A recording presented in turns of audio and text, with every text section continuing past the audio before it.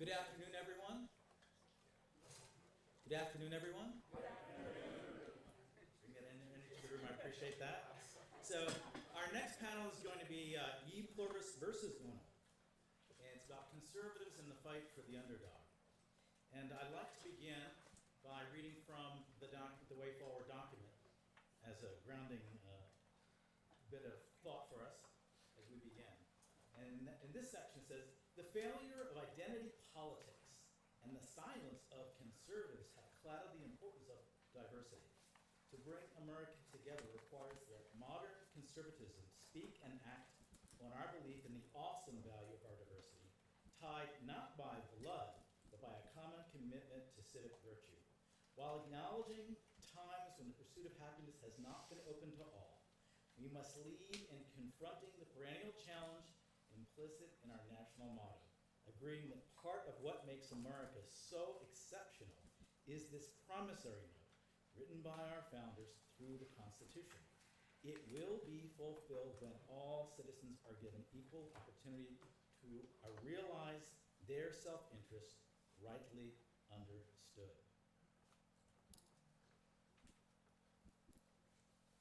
One of the reasons that we're focusing on this topic was last year at our gathering, we were in small groups, and Ovik Roy, who is entrapped at the airport and trying to get here, was in a small group, and he said, I'm going to paraphrase since he's not here, but he basically said, I worked for the governor of Texas, I worked for Romney, for Governor Perry, I'm Indian American, I'm brown, he was the leading thought leader in opposition to Obamacare.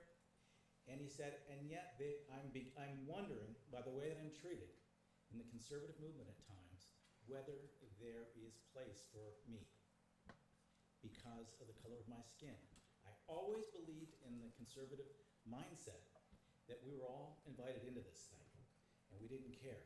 And that's not what I'm getting all the time. So that was fascinating. And then as we talked in our groups, we said, this is really maybe one of the most important topics that the conservative movement going into the future needs to discuss, and it's the one that we are almost least likely to, and maybe the most uncomfortable with.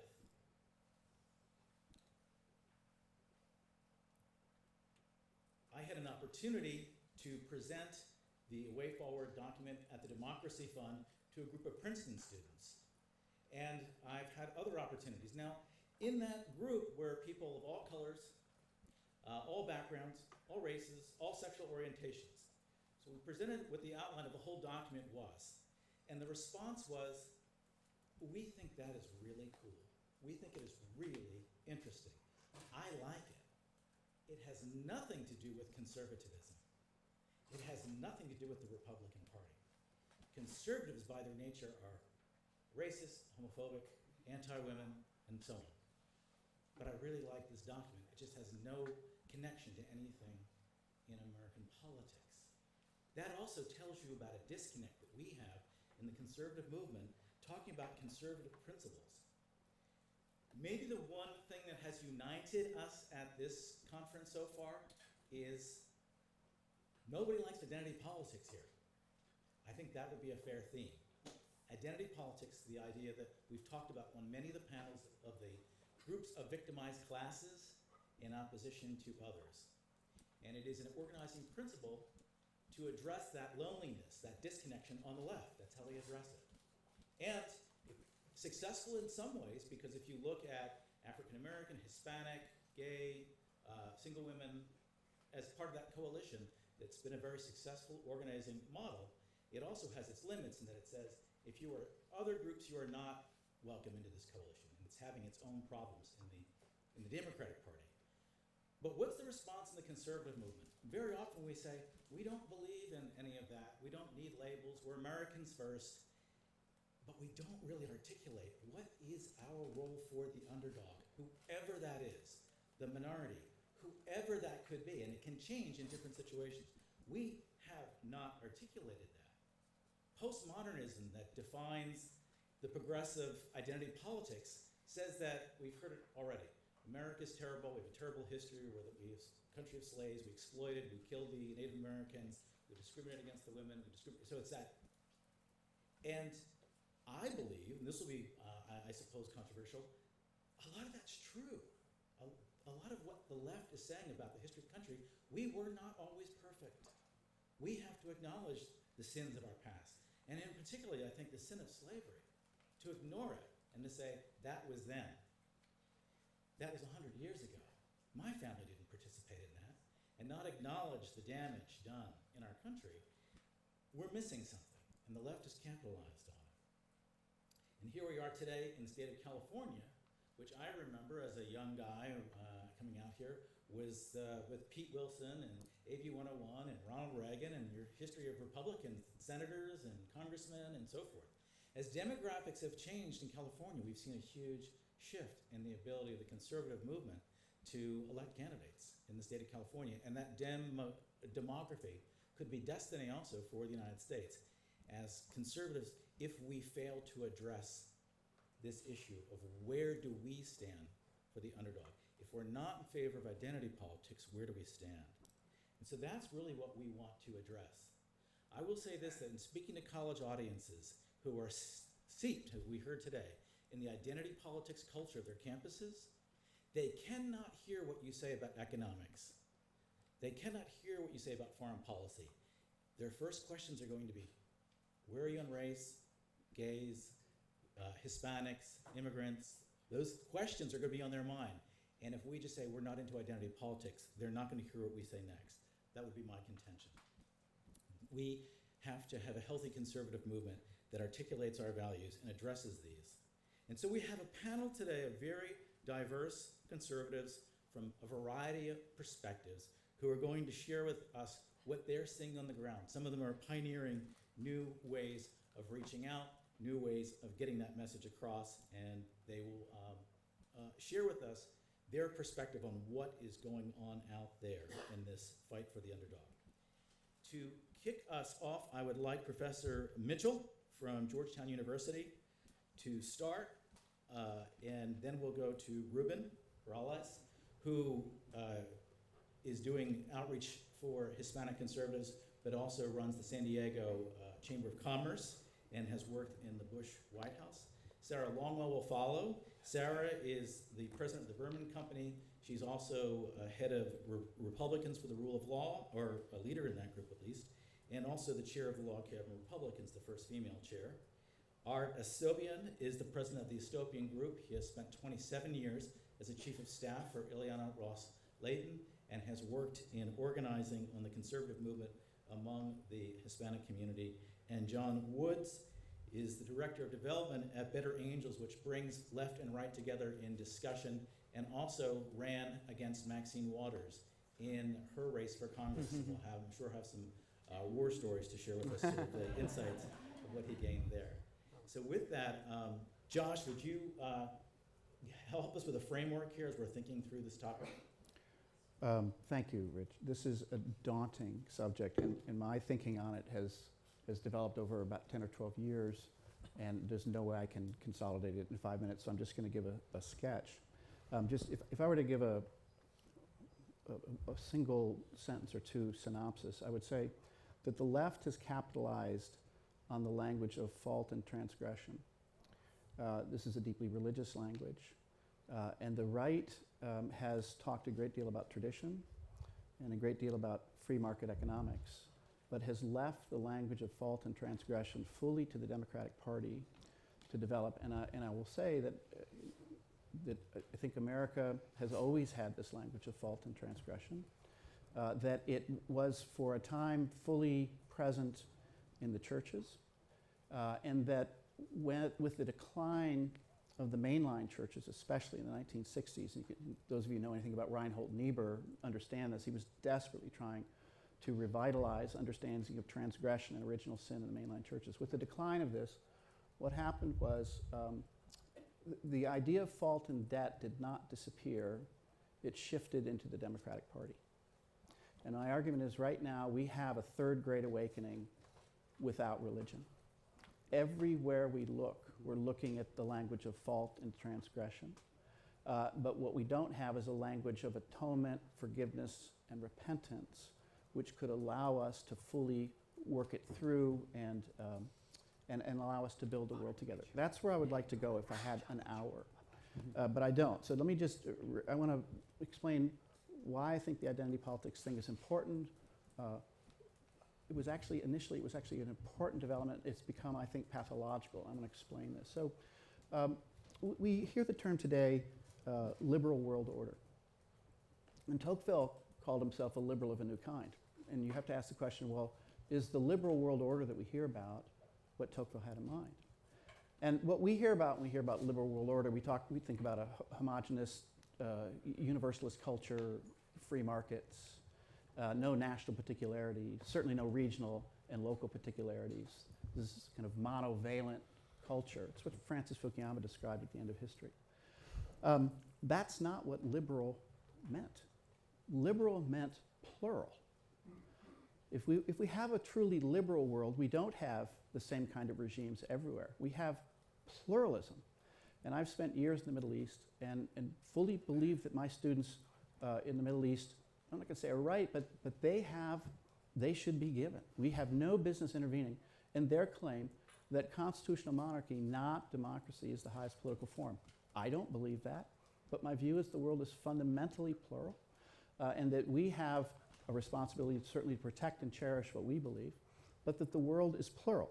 So I'm very nervous, as you've heard me say for the last day and a half, about how language has gotten corrupted, how language is hurting us in our ability to think through things clearly. We need to have a plural world. This is what we should be defending. And part of pluralism, by the way, is having mediating institutions and federalism, so you've got different states making different wagers about all sorts of issues. That's the world we should be aiming at. It's not the so-called liberal world order, which is a kind of homogeneous monoculture. That's not it at all. All right, so the question is, so where did identity emerge? Well, I look out in the room and I see a lot of you are my age or roughly my age, and so you remember the 60s. And you know, if you read Robert Dahl in the 1960s and you go back to Madison, there's an unbroken chain of argument in the American tradition that says the American project is a project of pluralism. And that everybody presumably has a voice at the table. And we bring all these different interests together and we mediate between them and we figure out what we're going to do. It's a kind of an emergent idea. And the great idea of liberalism is we can't decide in advance. And so we have, for example, market commerce, which my argument is it's not a system. There is no economy. Market commerce is a constellation of competing wagers about possible alternative futures. So are periodic elections. They're competing wagers about possible alternative futures. So the liberal commitment, and I call myself a liberal, capital L, is a pluralistic commitment. But in the 1960s, it became clear that this claim that all interests, that all people could be represented in terms of different interests, it wasn't working in our society. And it was the legacy of slavery. It's the unhealed wound between black and white that goes back centuries, to be sure. But what became clear was that while everybody should have been visible in the language of pluralism, they weren't. And so I saw this in the American Political Science Association, feminists and African Americans saying, well, are we just another interest group? In other words, can we be understood in terms of pluralism? And I think the conclusion, rightly at the time, was no, there's something missing here. And so there's a struggle to establish a language. And the language that emerges is the language of identity. And my view is we have to think very carefully about this language. Its importance is that it made clear, it made visible, groups of people who within the pluralistic framework had not been visible for whatever reasons. And yet we have to be very careful because, and now I come back to the claim about pluralism, identity politics as a supplement to pluralism shows more. It reveals a greater variety than had been visible simply through the language of pluralism. But identity politics as a substitute for pluralism is incredibly dangerous. And I realized this when I was in Iraq for 2 years as the chancellor of the American University of Iraq. And there we are, with goodwill, trying to build a university. And I was up in Sulaymaniyah, that's where the university is, and many Arabs from Baghdad had come to Kurdistan. My secretary, my executive assistant, had almost been killed by a carjacker. So she comes up. And so there's a tremendous tension between the Kurds and the Arabs. And so I would say, well, we're going to organize this university, and we all have goodwill, and we all know what the university is about. But it was very clear that the Kurds were not going to work with the Arabs, and vice versa. There's a visceral hatred of one another. Now, not all of them, but enough of them for me to realize that identity politics without an anterior tradition of pluralism is deeply, deeply pernicious. And we've talked a bit about the Iraqi constitution. Well, that was put together by good-thinking identity politics types who made sure that every identity group had a permanent seat at the table no matter how badly behaved they are. So that Iraqi constitution, the reason why Iraq is going to fall apart for ages is because of this identity politics constitution that we all put together because we believe in identity politics and that sort of pluralism. So my view is that, first, that identity politics as a supplement to pluralism. If our intention is to bring more people to the table, I'm all for it. But if it's a substitute for it, then we're in real trouble. Now, you heard me last panel, or 2 panels ago, saying I object to the term viewpoint diversity because I think it buys into the narrative that is deeply pernicious and destructive. I similarly object to the claim that I hear now everywhere that we all have identities. This is a terrible way to go. I'm old enough to remember 30 years ago, nobody used the word identity, and now everyone has an identity. There's a national identity, there's a black identity, there's a white identity. This is incredibly dangerous language because identity is a strategy of resistance. It is a statement, I am, full stop. And I have an Augustinian view, which is, you know what, we have no idea who we are. We are struggling in vain to try to understand who we are. Augustine says, I have become a problem to myself. So if anyone who starts by saying, I am this, I look at them and I say, you have no idea who you are. And if you're really committed to pluralism, you're committed to the idea that it's through conversation, and here we come back to Plato and dialogue, it's through conversation that we come to establish who we are. And if you start by saying, I am, there's no way you're going to make any progress. And here I'd love to spend an hour talking about the opening page of Plato's Republic where he wrestles with this problem. So you have a claim in the African American community, which I think is right, which is the African American community is invisible within the language of pluralism in the 1960s. Now, I think fault and transgression are the central categories of identity politics. Identity politics is different than kinds. People say, well, we've all had identities throughout history. I say, no. We've all been different kinds throughout history. Identity politics is not kinds. Identity politics is a relationship of guilt and fault. Okay? You measure yourself against one principal offender, and that one principal offender is the white, male, heterosexual, often Christian. And intersectionality is the attempt to establish how many debt points you gain by virtue of your distance from that. Now, I want to be clear. I think that the African American question in America is still the central question, and that conservatives who don't address it are going to be clueless forever about the real wound of America. We cannot pretend that it didn't happen. And while legally it's over, there is still tremendous distrust that must be healed. The problem is the following, though. And now I want to come to Martin Luther King. Martin Luther King understood fault and transgression. He was able to speak to America as a whole because there was a language of fault and transgression. It was a religious language. What identity politics does, my argument is, and I'm in print saying this, identity politics is a twofold betrayal of Martin Luther King. Twofold.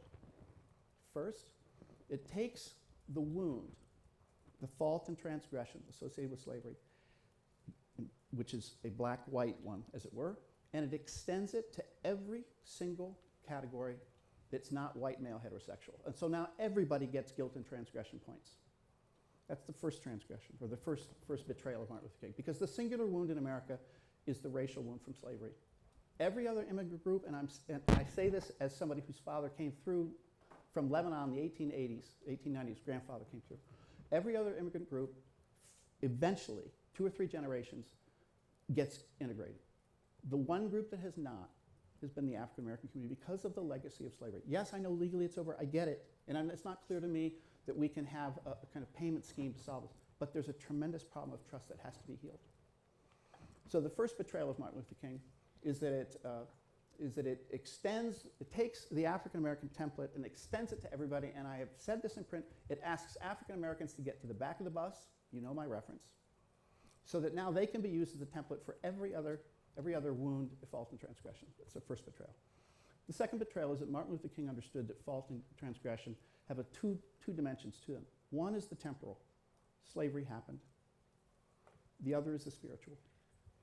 And what identity politics does is it denies the possibility of this other dimension, and so leaves us with permanent fault and guilt, which can never be atoned for, hence the word the deplorables. And so our problem, and I see this in America, I see this in Europe, is that we have this sense of fault and guilt and transgression, but through identity politics, there's no way to atone for it. And so we have to eradicate our history. This is another reason why nations are being pushed back against. Because if you go to the global level, you can somehow atone. You can let go of all the history of fault and transgression. Having denied, listen carefully, having denied ourselves a religious way of doing this, of addressing a transgression and fault, we are now seeking a political way to do this. And the way we do this is the movement toward globalization, where we eradicate our history, because all of our history is suffused with fault and transgression.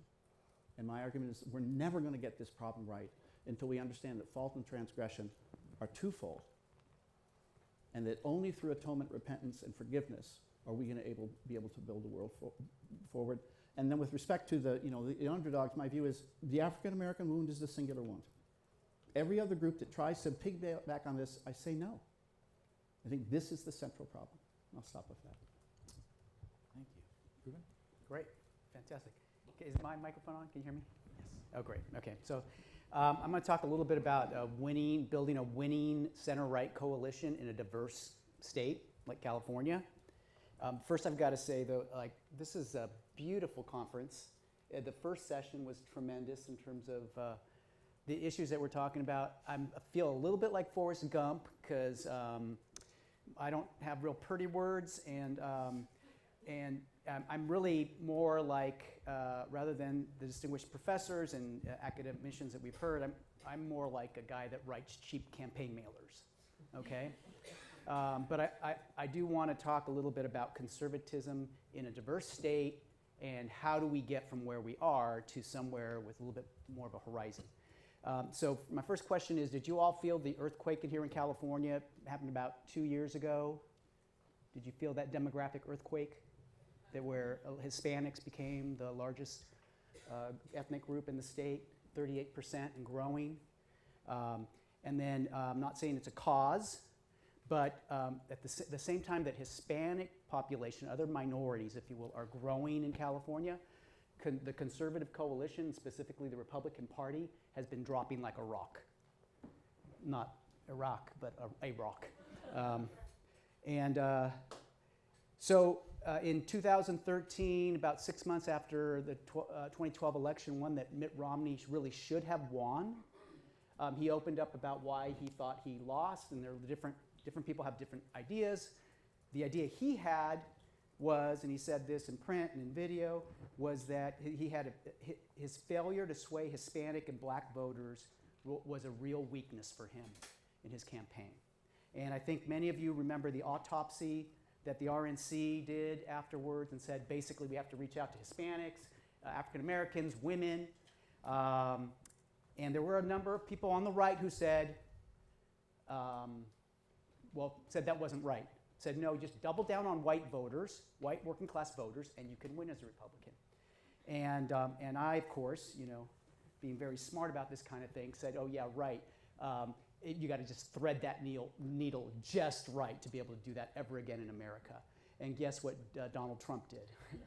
He threaded that needle just right. And maybe that needle can be threaded again, but I still believe both were right. Obviously, Trump won. He could maybe win again, I don't know.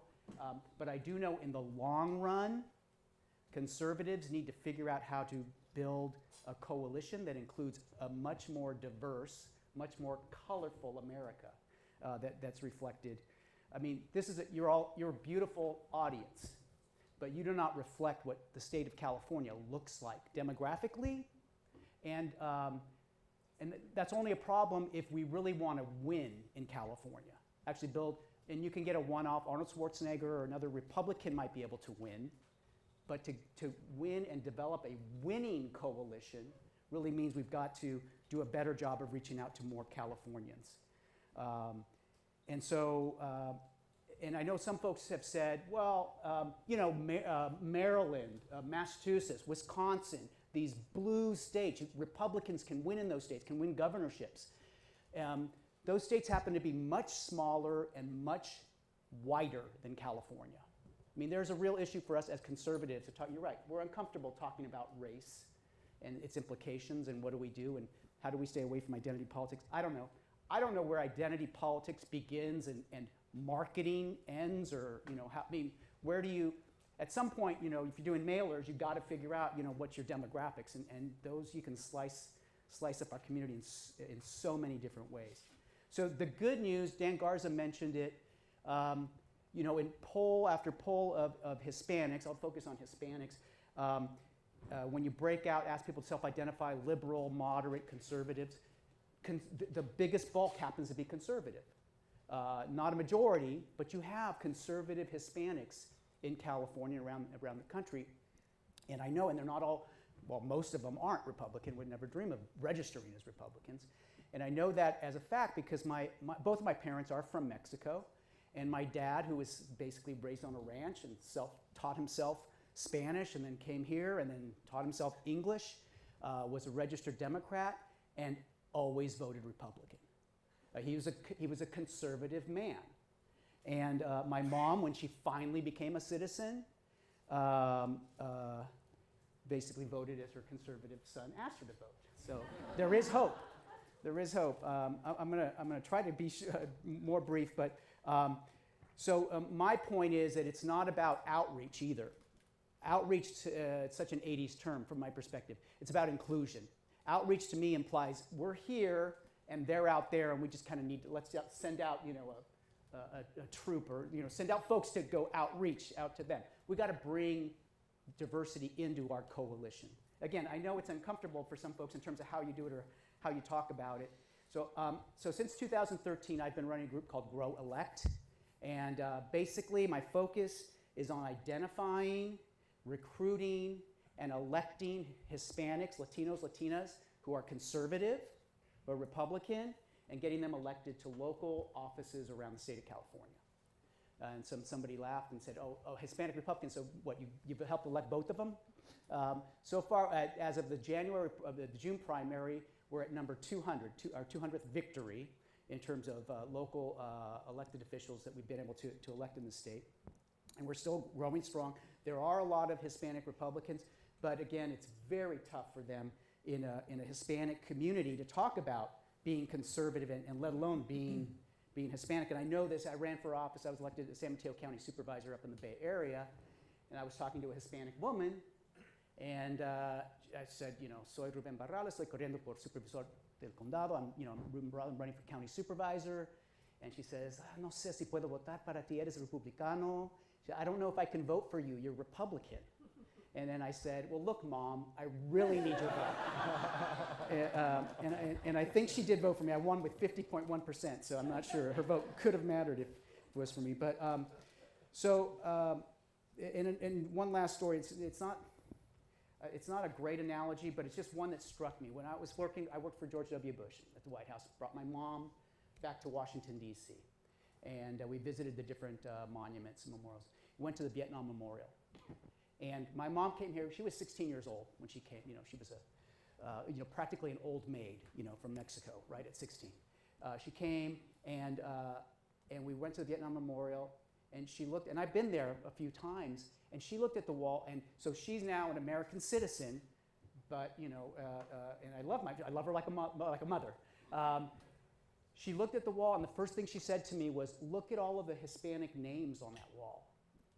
And, you know, I mean, I'm involved in politics, I'm involved in trying to get Latino, but she as a Latina, you know, as a Hispanic American, I know conservatives don't like hyphenations, but I mean, that's what she is. She said, look, I mean, she connected with those names, the Rodriguezes and the Garcias on the wall.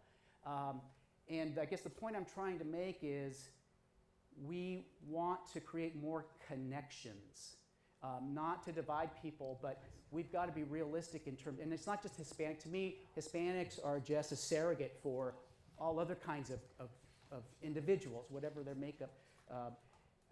We have to do a better job as conservatives connecting with Hispanics and others if we truly want to build a winning coalition. Thank you. Sarah?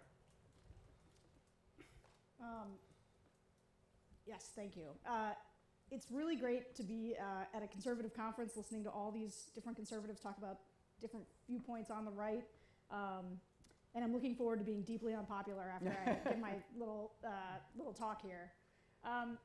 So when I was in high school, I had a very progressive history teacher, and I had him all 4 years, and he was a real browbeater, a little bit of a bully, and I was always trying to argue with him, and my parents were very conservative, and I would go home and sort of make the arguments and try to like figure out how I was going to respond to this guy. And my mom put a collection of essays by Thomas Sowell in my hands at the time, so I'm 14 or 15. And I was in love from that point forward. I was sold on conservative thought. I couldn't get enough of it.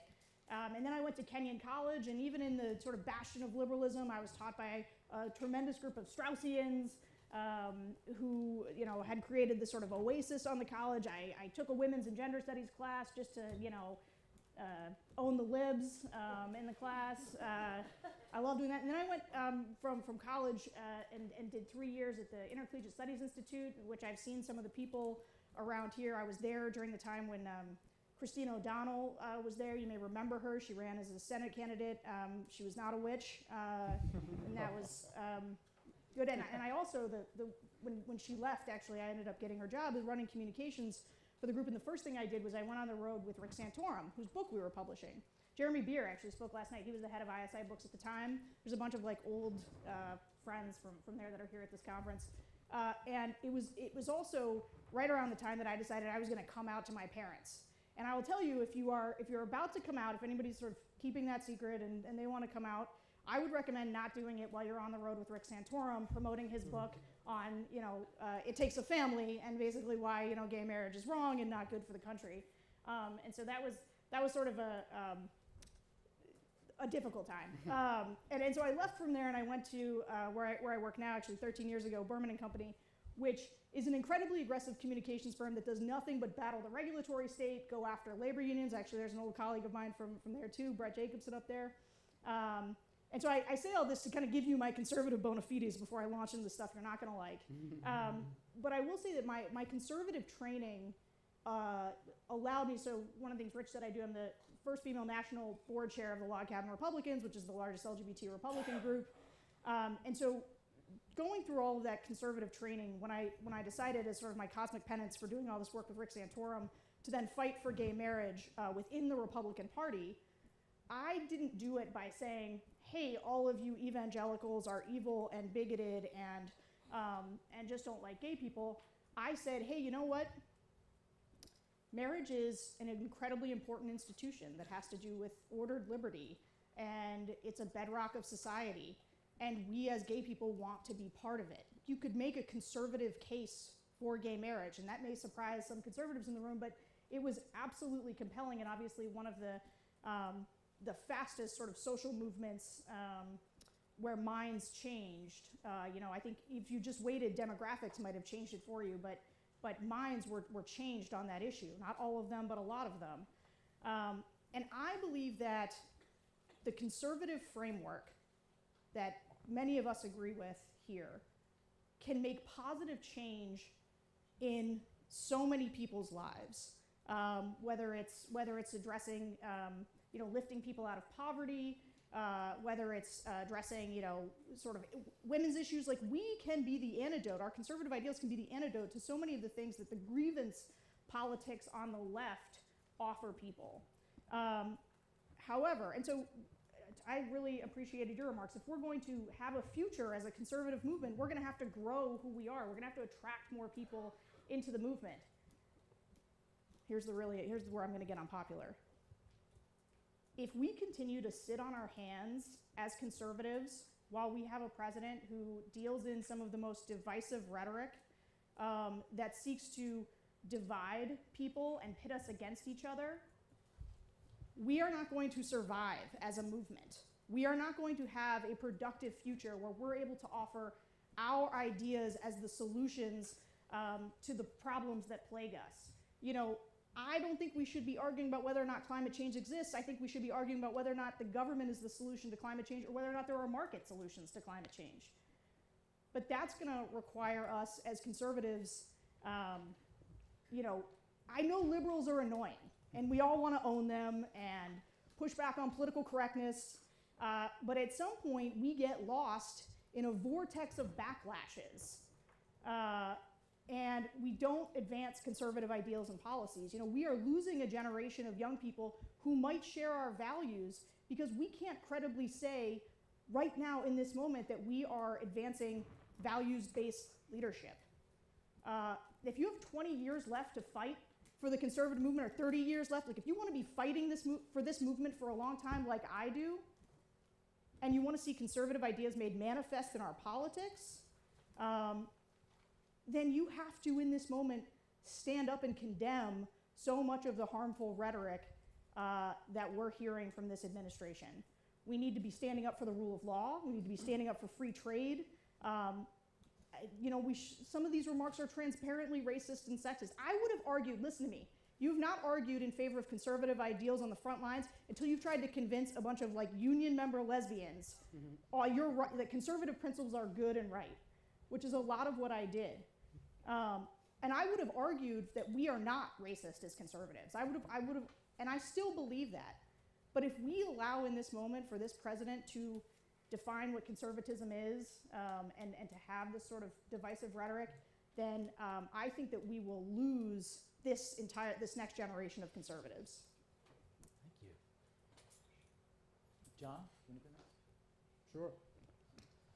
Well, thank you all for having me here today, and Rich, it's a pleasure to be with you, Pete, and to my fellow members on the panel. It's really a pleasure. And I'll speak to the topic at hand. Before I do, I'd like to zoom out a little bit and macro analyze for just a brief second and land back, excuse me, where we started. The single greatest threat to the United States of America today, as I see it, is the dissolution of our civic and social fabric. It's not taxes, it's not immigration per se, it's not national security threats, although any of these things can be imminent and dangerous. But for all of the contentious issues that face us as a society, and for all of the legislative and policy victories that the Trump administration has won, and Victor Davis Hanson was here yesterday and he gave an impressive illustration of the, again, victories of the Trump administration and so forth, nothing that we do or accomplish politically or economically is sustainable if our social society dissolves. Supreme Court justices serve lifetime terms, so you can maybe argue on that end. But in general, anything we accomplish as a nation, as a party, can easily be undone by the next president or the next Congress. And if we allow our country to move forward in a way toward the bonds of civic trust and affection and even love that exists between the American people come apart, then the next president or the other party, should the other party take power again, which they will at some point, odds are, will feel itself justified in abusing power in the most extreme way it can manage to do, precisely because we are racing to the bottom in terms of the way we treat each other as people. So it's easy to think of our goal in politics as being to win a victory for our political side. And yes, it's a competitive endeavor. But we should remember that the health of our nation on a social and psychological level underpins our material and political progress, fundamentally. And the reason that's relevant to what we're talking about here is because there's no more frictious social zone in our society than that which exists between us along racial and cultural and ethnic and identity lines. And so there's a remarkable tension that exists here, because the idea here is that we are e pluribus unum, out of many one. And within that, of course, we face this challenge where different groups of people coming to America, arriving in the United States over the generations for different reasons, have found varying degrees of welcome and differing sorts of obstacles facing them as they've tried to integrate into American society over time. And I think that Professor Mitchell is absolutely right that there has been a unique obstacle dating back to slavery and continuing across the course of myriad episodes of oppression and structural inequity that has faced the African American community. Many of the things that hold true for the African American community hold true for other communities as well, but the black community is an interesting test case. I happen to know a bit about it because, well, I'm African American or half African American. And as Rich alluded to, I ran against a very prominent congresswoman in South Central Los Angeles, and I ran as a Republican.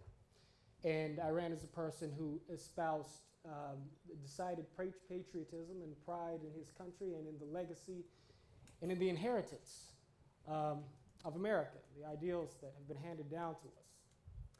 But unlike many folks who fought this battle, I have to tell you, and people treated me poorly. I had the door slammed on me at many a church and many a school when they found out, not just that I was a Republican, but that I was running against Maxine Waters. There were certainly folks who went out of their way to try and make me miserable, but seldom, if ever, was I called an Uncle Tom. Once people got to know me, I was rarely looked at as a person who was not on the side of the community. Part of that is because I led with my ideals. I never led with my party hat. I wasn't running for the Republican Party. I'm a Republican because the Republican Party and the conservative movement more closely reflects my own personal values. I'm conservative, but I'm not partisan. I'm happy to vote for any Democrat. So any Democrat who supports free markets and freedom of speech and the centrality of faith in our culture. So you give me that list of Democrats and I'll vote for it.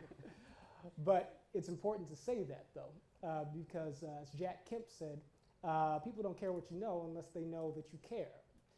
But our ability to convey the fact that we do care to the disparate constituencies and groups that make up the colorful fabric of American society depends greatly on our ability to speak to people's experience. And this may be where I actually don't think there's necessarily a tension in terms of the substance of our positions, but there may be a bit of rhetorical tension here. I'm not quite sure yet. But the truth is, or at least the way I see it, is that behind the phrase identity, the kernel of truth to this idea of identity, that there are differing identities amongst Americans along the fault lines of demography and ethnic and subcultural subgroups and cultural groups and so forth, lies in the fact that just as there is a general sort of American history and American experience, it is even more fair to say that within particular groups of people, there are particular histories, there are particular experiences. Professor McClay said earlier today that nations are made up of shared memories and shared pain. And what that means is that just like every person has a story, every level of group to which a person might ostensibly be attached has a story as well. And it does not devalue the fact that we are all individuals first and foremost. That assertion, that principle is at the heart of the liberal experiment, the classical liberal experiment to which I think conservative philosophy speaks to first and foremost, or with most resonance. And that if we're going to, I shouldn't use the phrase, well, you use the phrase market, but if we're going to share the American story through the prism of conservative philosophy, we have to speak our political language in a way that resonates with the experience of the groups that we need to work with, that we need to bring into the fold. In that sense, I very much sympathize with Mr. Borelli's observation. The African American experience has been colored, to take it as a test case, by unique factors. The truth is that the values of conservatism, the applicability of conservatism is streamed throughout the African American experience. There's always been a conservative dynamic to African American thinking, from Frederick Douglass, who wanted to see a situation in the United States of America where people were not only free, but did not necessarily have to rely on the government to be able to assert themselves in the context of a free society on an equal footing with everyone else, to Booker T. Washington, who focused on economic development and on encouraging the African American community to build up its own structures, who built up the Tuskegee Institute, which was a home base from which it educated surrounding communities in agriculture, in vocational, and skills-based trades, and did engage in political activism, but never made that the basis for the long-term strategic success of the African American community. To Martin Luther King Jr., who was not a conventional conservative, it really wouldn't be fair to call him a conservative per se, but who nevertheless was indeed, in many respects, a classical liberal. He was the person who held to the ancestral, really sort of central sanctity of the legacy of the founding fathers, of Abraham Lincoln, of antiquity, of the classical philosophers, of the history of Western civilization, which informed his own conception of the inheritance of America, and within that, of the Negro, of the African American people. We can tell a story about America and about the conservative philosophy that speaks to what resonates in the experience of each and every one of these different groups, because our ideas do work. And it's not because we're smart, it's only because, as I think maybe Professor McClay also said earlier, or no, maybe it was Ted, our convictions have been informed by experience. The reason identity politics is powerful, the reason intersectionality is powerful, and do not dismiss these terms, because we do so at our peril. They are powerful, and we need to understand why. It's because even though they do not lead to sustainable social or political attitudes or philosophies, or policies rather, they nevertheless speak to the experience of the groups that abide within these frameworks in a way that animates their activism and makes them feel like this perspective is reflecting the world as I've experienced it, and therefore the philosophy that it's implying is one that it seems reasonable for me to follow. These different groups, whether you're talking about African Americans or Latinos or the homosexual community or the Islamic community and so forth, there is a general truth that says that each of these groups has endured some different version of oppression, some different version of inequity or inequality in the context of the history of a nation that was founded by a certain predominant cultural group, and has evolved in such a way to where it has had to progressively live up to its values over time. This is a fact, and recognizing this as a fact, it's easy to see why the intersectional narrative speaks to people, because they say, okay, well, the intersectional narrative about America is the story of America, and it gives us a sense of how it is that this anti-sort of American, in many respects, anti-American narrative speaks to the interests of our experience. But we can tell a different story, and it's discovering and understanding what that story is that we need to tell that will allow us to establish a conservatism of connection in our age. And I look forward to exploring this idea further. Thank you. I'll take some applause. Thank you very much. I just want to make a couple of comments and observations from a practical perspective, not necessarily an academic or theoretical perspective. Like Rich said, I've been in Washington for about 30 years. And when I came to Washington in 1992, it was a much different place as far as Hispanic and Latino staffers and even chief of staffs like I was that are Hispanics. Now you see more Hispanic chief of staffs and other senior Hispanic staffers, congressional staffers, and that is a step in the right direction. The issue here is not a great mystery or something that we need to crack electricity. It's respect. It's the President Reagan got the message of respecting every individual, whether you're African American, Hispanic, whatever, and then President Bush as well, who received 44% of the Hispanic vote. His message was in Spanish. He was respectful, and even though President Reagan didn't speak Spanish, he had a very respectful message of inclusion of all Americans, and I think that is a key element. And we in 2018. We have social media that really connects everyone, and messages are out there all the time. And social media highlights sometimes, for some groups, the media itself, very negative on Republicans, and they're very negative on conservative issues. And unfortunately, the message sometimes that comes across is very antagonistic and very sort of like negative against folks that do not fall under the mainstream.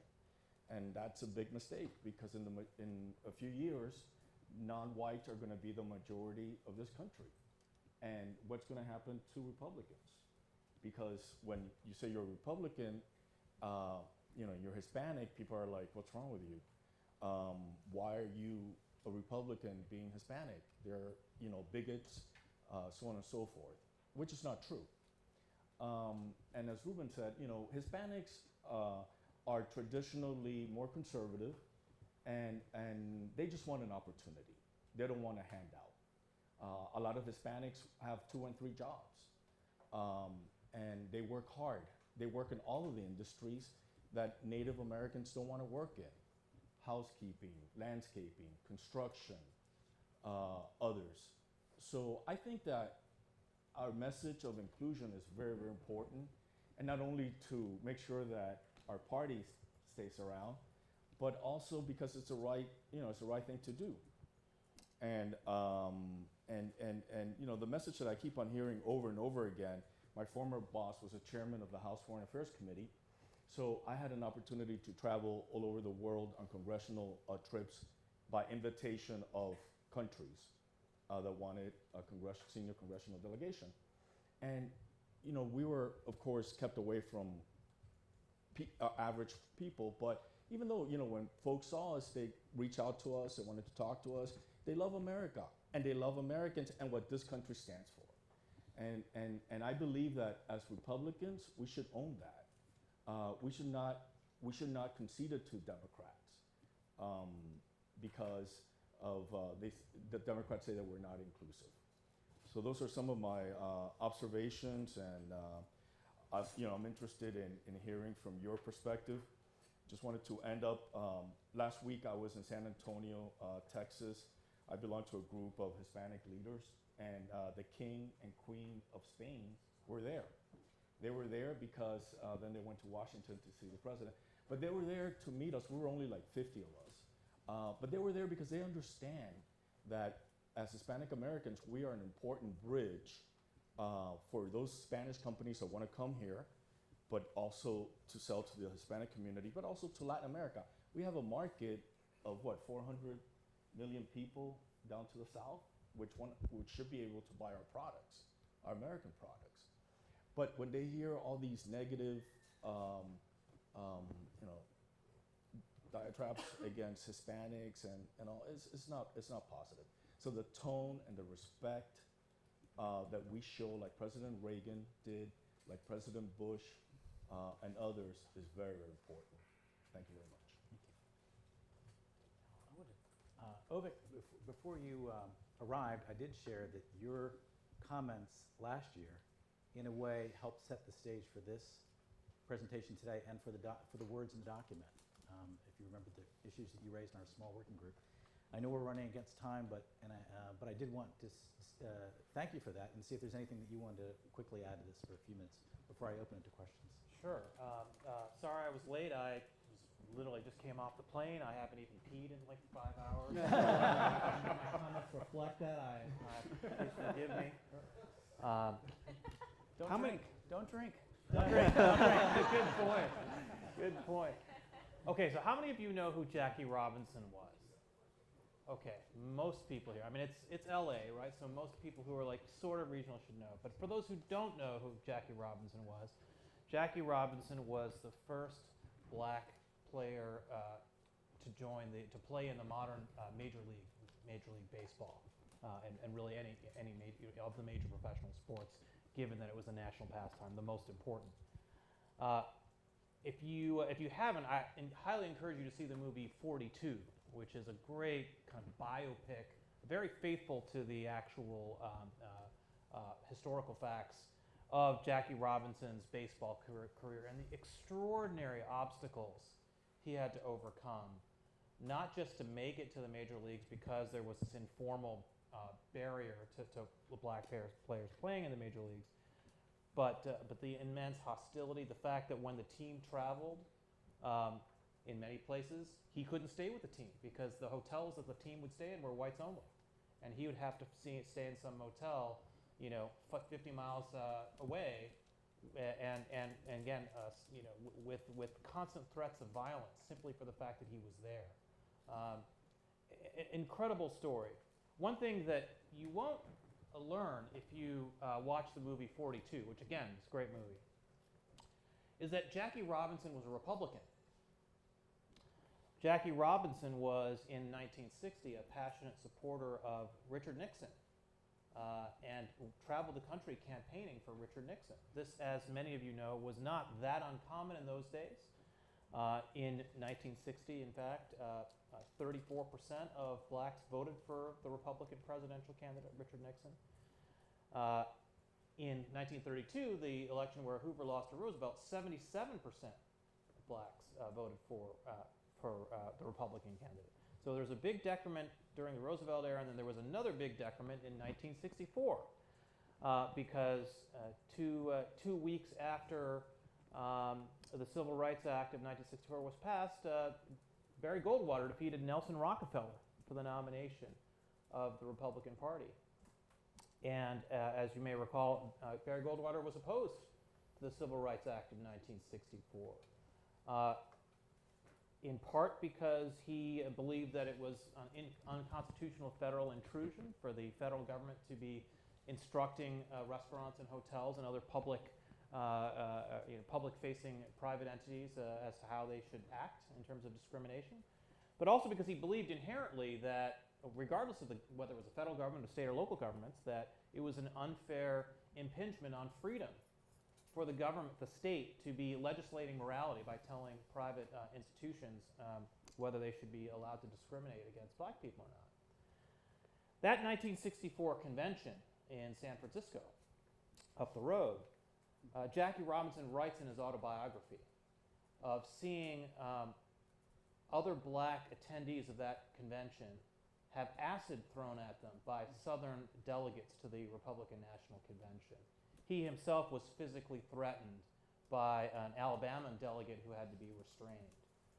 He writes in his autobiography that for the first time he understood on some level what it must have felt like to be a Jew in Germany in the 1930s. And you could say, well, this is just a hot-headed guy mouthing off, or somebody engaging in political correctness. But anyone who actually follows the career of Jackie Robinson knows that Jackie Robinson was an incredibly restrained, superhumanly restrained guy when it came to speaking out about the abuses that he faced.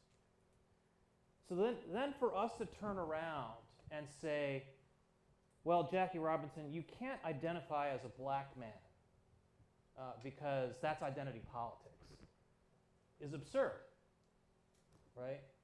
If you are the descendant of slaves and you are the descendant of people who experienced Jim Crow, and you feel a commonality to other people who've had a similar experience or whose ancestors had a similar experience, it's not merely incorrect to preclude them from the opportunity to communalize about that experience, but it's actually immoral.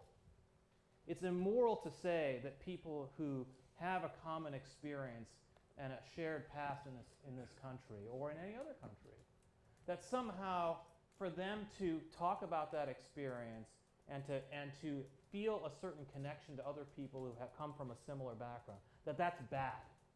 In fact, conservatism with a small c is all about honoring the experience of our ancestors.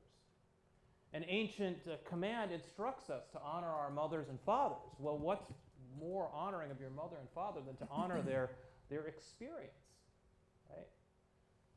And so we heard earlier this argument that identity politics is about the assignment of guilt. I don't agree with that at all. I think identity politics is the same thing as simply just having a shared cultural experience with other people who you have a certain commonality to. It's something that is not just true of ethnic groups, it's also true of religious groups, it's also true of people who are, say, veterans or teachers or biologists. These are the fact that there are common experiences that then become a part of our politics is A, something that's perfectly reasonable, it's perfectly honorable, and more importantly, it's not something we can change. One thing that distinguishes conservatism as a political philosophy from every other political philosophy is that conservatives alone understand that human nature is constant. That we as human beings will always have a natural tendency towards, perhaps at the worst end, tribalism, but at the best end, a sense of common feeling with other people who have a similar experience with us. So what is the American project, so to speak? In regards to how we reconcile the fact that so many people come here with different experiences, with those plural ancestries and backgrounds. It's to say that while we all have those commonalities or those identities or whatever term you want to use, that we can still rise above that and care about people who do come from different backgrounds than us. And this, again, is not merely the problem of America, the challenge of America to address this, but it's really the challenge of conservatism and the modern American conservative movement to address this. We as a movement have not confronted the fact of 1964. The fact that the nominee of the Republican Party was somebody who explicitly believed that the Civil Rights Act of 1964 was an impingement upon freedom. One of, it's interesting to bring this up today. Of course, yesterday we had the retirement of Anthony Kennedy. As we all know, Anthony Kennedy got on the court because a guy named Robert Bork did not get on the court. One of the biggest reasons that Robert Bork did not get on the court is because of an essay he wrote in 1963 in the New Republic, in which he described the principles underlying the 1964 Civil Rights Act, the desire to regulate the conduct of private businesses in terms of discriminating on the basis of race. He described that philosophy as, quote, a principle of unsurpassed ugliness. And if you think I'm taking his quote out of context, look up the article. That was the primary thing that made Robert Bork controversial when he was proposed for the Supreme Court in 1987. And we, of course, for good reasons and perhaps some less good reasons, honor Robert Bork as the patron saint of conservative judicial thinking. Bill Buckley, the founder of National Review, as many people know in this room, was opposed to the 1964 Civil Rights Act as well. Of course, Goldwater and Buckley and many others were part of that movement that we now celebrate as the foundation of the American conservative movement of today. So I bring all this up to say we can have, and maybe we can have it another time, another session of this conference, a vigorous debate about the constitutionality of the 1964 Civil Rights Act. I think that could be actually really fruitful. But I think it is naivete of the highest order for us to pretend that that a movement that in large part was created out of opposition to the 1964 Civil Rights Act and the Goldwater candidacy for president can then turn around and just say, hey, we're colorblind, everything's cool, right? It doesn't really work like that. And so, in fact, if we don't have an affirmative effort to recognize that the shared experience of minorities in America can be different, and not just, by the way, non-white minorities. And the fact that the conservative movement has actually itself practiced identity politics, we just haven't noticed it because it was a majoritarian identity politics. We have to look beyond our own biases in that regard. I think one of the things that's been really challenging for us is to recognize that, we say, well, the Civil Rights Act was passed. Everything's good now. We all are of goodwill. We want minorities to succeed. We had a black president. Again, everything's cool now, right? And again, I think that fails to recognize that a black man who gets pulled over for a routine traffic stop has reason to fear for his life in the way that most people in this room do not. and have never had that experience. And you can trivialize that, you can roll your eyes, you can say that's just somebody being oversensitive. I can tell you it's just not the case. And as long as we can't rise up outside of ourselves to recognize that the experience of other people might lead them to that concern, we deserve to fail. I'll conclude with one last series of observations. My mother was an English major at the University of Calcutta. She knows more about Shakespeare than I ever will. When she and my father immigrated to this country, they were exceptionally Americanized. They would be seen as the kinds of immigrants that we as conservatives like. They're all very assimilated, blah, blah, blah, blah, blah. But there's one thing about my mom that she knows has made her over time more a practitioner of what we might call identity politics. It's the fact that she's a Hindu. And she knows that as a Hindu, she could never win the Republican nomination for President of the United States.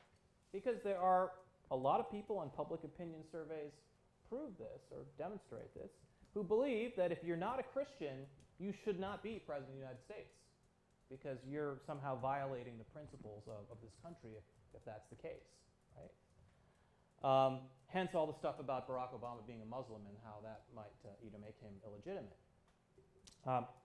What's particularly interesting about the Hindu case or the Asian American experience more broadly is that one of the things you hear a lot of conservatives say is, well, yeah, the more minorities vote Democrat, but that's because minorities are poor.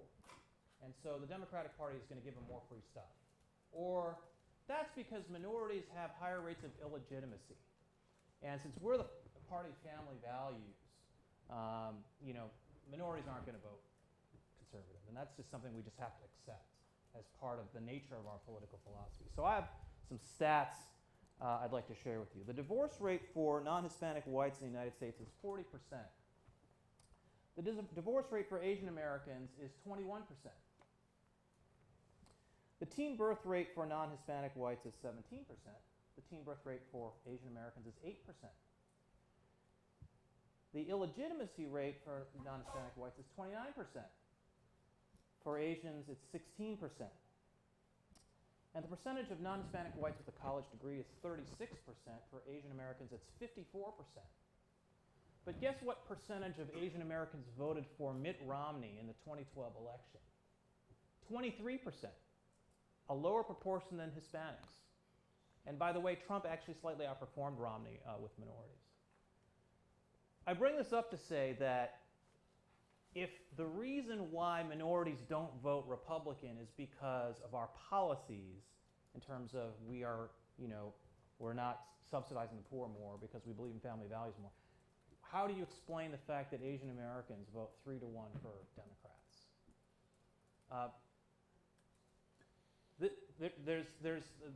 Sorry, I'm going to close with one last comment, then I'm done. I apologize. And that's this. We often talk in the conservative world about California, right? We say, well, we don't want to be like California. The reason we have to not let brown people in America is we'll turn into California, will be this left-wing dystopia. Strangely, the people who generally bring up that line of argument never talk about Texas, which has a similar proportion of minorities to California, but is actually a dynamic, entrepreneurial, right-wing state. A big part of why is because every Texan is required in 7th grade to take Texas history. And if you take Texas history, you know that Texas actually used to be owned by Mexico. And it was actually the Anglos who were the illegal immigrants who came in and took it over.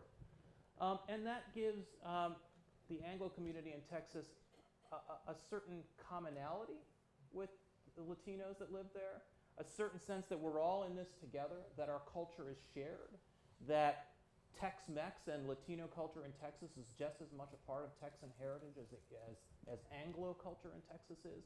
And that is a big part of what's missing in the conservative movement. We have this implicit and sometimes explicit view that that only Europeans can really be conservatives, and everyone else has to kind of divorce their culture in order to be conservatives. That's just absolutely not true. And when we believe that, people can tell. And because they can tell, they vote for the other side. Now I'm done. Thank you. Okay. Now, that was great. End of the day, water group.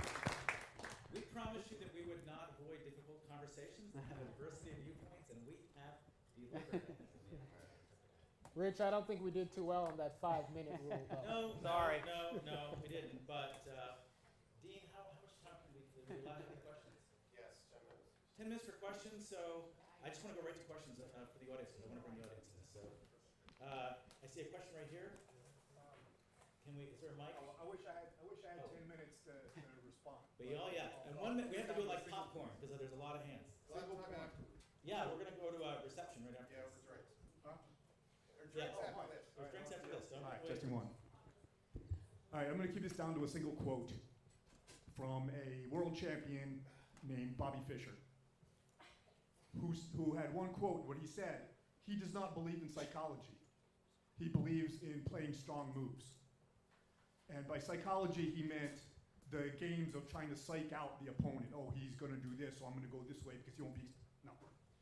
He played the best move with the best options that would allow the greatest chance of his winning that game. Why am I bringing this up? Rather than playing psychology games of how do we sell this cup of coffee to a Hispanic market? How do we sell this cup of coffee to a single black female? How do we sell it to blah, blah, blah, blah? I believe in conservatism, and I dominate debates against liberals because conservatism is correct. It's not that one side of the aisle is right and the other side is wrong. It's something solves a problem. Something wins a chess game and something loses, and that's why it wins. And why conservatism should appeal to many more people of any color or subdivision you want to call it is because it works. And there are many people who are beginning to find this in other groups. And I would point out one name that comes up. I mean, there could be hundreds of names, obviously. I'll just mention Candace Owens, who is a black female, who is finding that many people in her community are finding success based on these principles that work for anyone of any color if you apply them. And that is what will help bring in many more minorities, if that's what you want to call it, rather than merely finding a way to appeal to, purple people or whatever. Thank you. So Thank you. those principles that work for anybody, that's what I would emphasize. Appreciate that. Next. I got the mic, so I'm going to make. Sorry. Go ahead. Thank you, Tim Carney. I want to respond to what Ovik said. I agree 100% with what you said, and I think when I write stuff along those lines, I get a lot of disagreement from conservatives, especially my fellow white conservatives. So I'm going to throw something out there that might make it easier for people to swallow and see if you agree and if anybody else disagrees.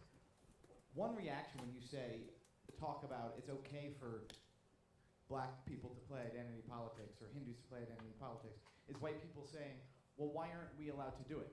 And my response would be, well, we are, but look for something other than whiteness. I mean, I'm Irish Catholic. I think I brought that up 5 times this week. I love being Irish Catholic. You have an identity, especially if you're a conservative and you've enmeshed yourself in a community. And you too get to be a minority. And once you have that minority status, you realize that's part of who you are. So I wonder if you have thought about that more, if you object to Yeah, that.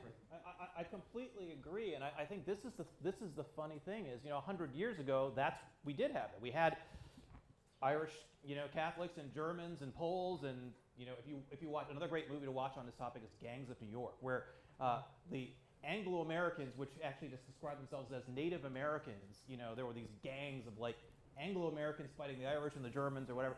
I mean, we've done this throughout our history, and again, it is not dishonorable to honor your heritage. And to your point, yeah, it's not about whiteness; it's about your heritage, your actual heritage. I mean, Switzerland. We talk about it would be terrible if there's Spanish on the on the walls, and Switzerland has 4 official languages, and Switzerland's been a republic for a lot longer than the United States, and it hasn't had a civil war. So it is possible to have a pluralistic, multicultural, multi-ethnic, multilingual society that's highly functional. And Josh, can you be quick? I'm gonna go to Ted. I actually want to respond to the gentleman up here because I think he deserves a response.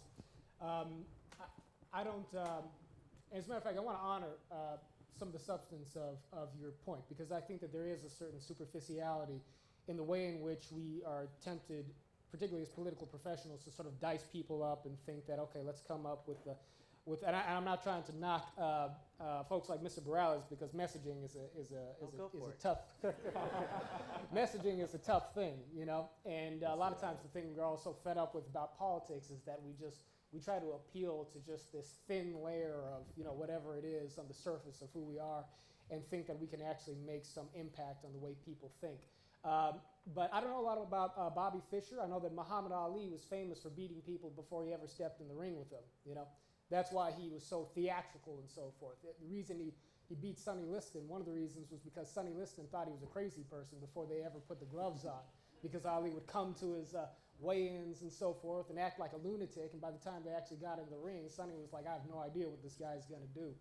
The reason I make that point, though, is you can transport that to the art of communication, and fundamentally politics is, as much as we enjoy debates, and you enjoy it, I enjoy it, but fundamentally politics is about communication. And communication is not necessarily about winning an argument. In fact, it is frequently about something very different. If I worked in sales straight out of high school, I do not have a substantial amount of college experience. My experience much of my education came on the sales floor, pitching people everything from car advertisements to digital marketing schemes, to one thing or the other. Man, I was on fire with that for a while. Mm-hmm. And that was 19, 20, 21-year-old me. And the thing that I learned is that as much as I could give you an intellectual explanation for why you ought to buy a product, you're not going to buy it unless you feel like it's the right thing to do. You've got to establish an emotional connection with somebody in order to persuade them to actually see things in a different way. And in order to do that, you have to speak to their experience. And that's what Donald Trump did, that's what Barack Obama did, and ultimately, that's part of what we have to learn and why we have to come to truly understand the stories of the people we're seeking to communicate with if we are to win them over. That's right. So we have to be really quick. Josh, Ruben. Go ahead. I'll be very quick. I taught in the Middle East for 12 years. My Middle Eastern students would come to me and they say, Professor Mitchell, why do I have an identity? Now, these are people who have an incredible story. And they are told by people on the left that, no, not your story. You have to understand yourself in this way, as having an identity. And my argument is what's happened here is instead of having real plurality, through the language of identity politics, we're actually throwing corrosive acid on the real pluralism of the world. And the reason I say this, give me 1 second. Globalism is over. We're moving back to the world of nations, and there are 3 options in front of us. 1, liberal nationalism, which recognizes that we come with all of our inheritances, which I want to defend, but we aspire to something more, namely that we're not activists, we're citizens who can slightly rise just enough above the predicates of our identity so that we can build a world together. That's the first option. The second option is the one you're seeing reemerging in Europe. It's ethnic nationalism, and it's based on identity politics. I hope we don't go that way. I'm all for pluralism, but we have to be very careful. Ethnic identity politics is not about pluralism. It's about destroying real pluralism and making everybody think of themselves in one particular way. Can I jump on that just really quickly, because I think Mr. Mitchell... I just wanted to thank Professor Mitchell on the point. It helps me frame as a conservative trying to build a conservative coalition, the idea of identity as a supplement instead of a substitute. Yes, I think that works. Thinking about that, putting in that framework, I think helps a lot, because you can be Latino, you can be whatever you are, but we are Americans, right? And but recognizing that as conservatives too, that if somebody is Hispanic and is proud of that, or Irish American, or that they can be proud of that, but staying true to the conservative principles. Thanks. I'm going to ask Ted's question. First, you have to say that getting history right matters. I can't vent most of my spleen because the history's so long. It would take a long time. So I'm going to skip that part.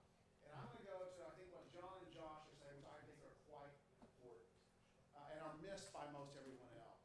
One of the greatest conservative thinkers was a leftist named Christopher Lasch. In his last book, Christopher Lasch kept stressing the importance of our common life, the life that we can share together because we're in the same restaurants. We know each other in the same neighborhoods.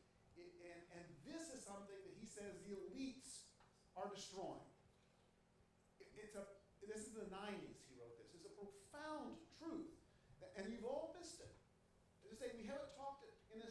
discussion about the centrality of our common ground and the underdog, we have not made. We've attacked Trump, but we have attacked the ones he's attacking, which are a bunch of globalists who have power to separate us for their own purposes. Through the language of identity, if I may add. And among other things, by the way, there are several other things at play. And so lacking the conditions for a common life, which require that people live in conditions where they have to work together for some common purposes out of their differences. Right? There is no common life. For me, the moment I knew I was a conservative was when I had to choose in my neighborhood, which is an overwhelmingly black neighborhood, are you a King guy or you're an X guy? I don't like King. I like Malcolm X because he's a conservative. Why? Because he understands that being in control of your own identity as a group, your own sense of that you don't have to depend upon others to take care of you, that you work to create institutions to bond together. His was racial, but it doesn't have to be that way.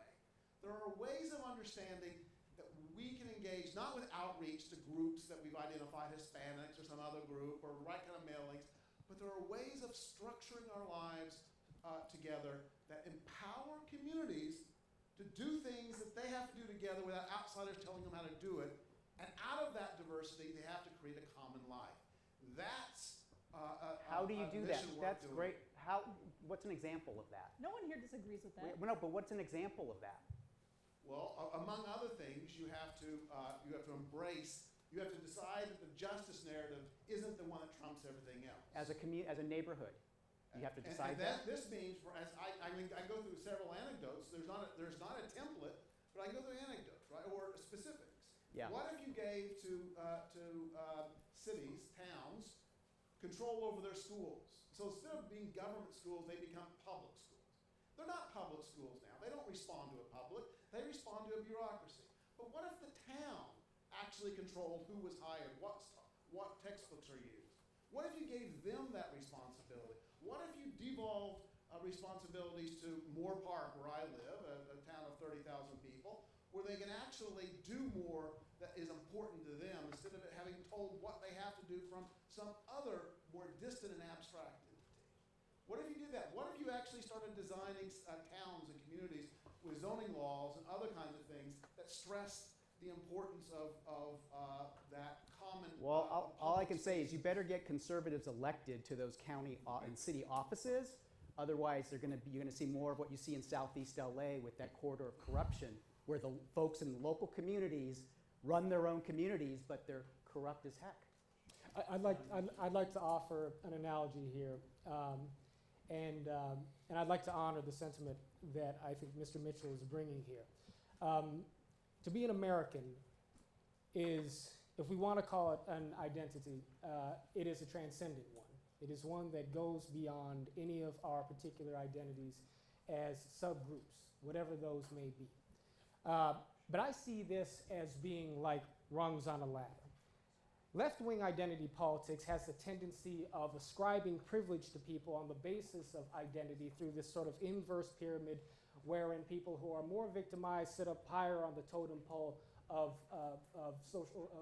status and privilege to be able to speak one's mind and so forth. That is destructive, and it is balkanizing in an incredibly negative way.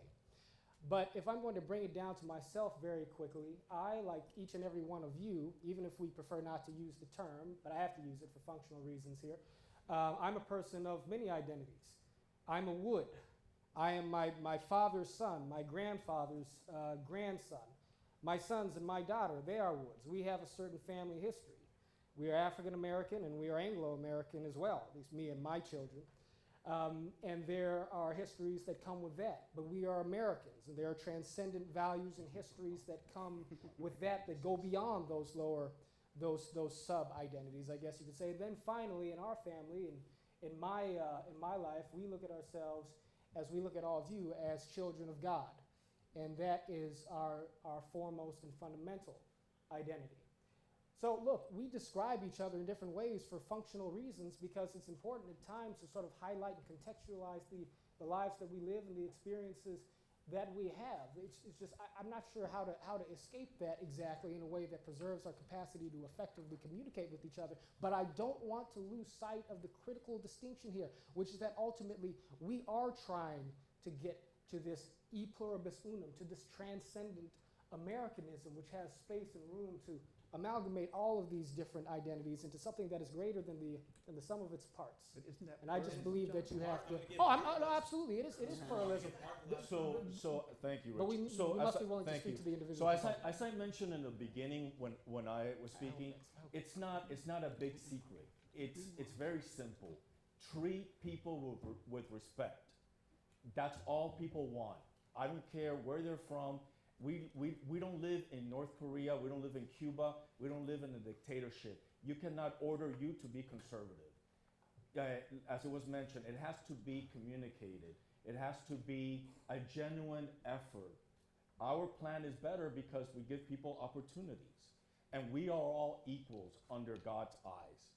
Just respect and give them opportunities. That's all that people want. It's not a big secret. It's not a big, you're not going to, like I said, solve electricity by doing this. That's all people want. People want respect and they want an opportunity. And I think that we have the better ideas to do so. And that is a perfect note to stop on.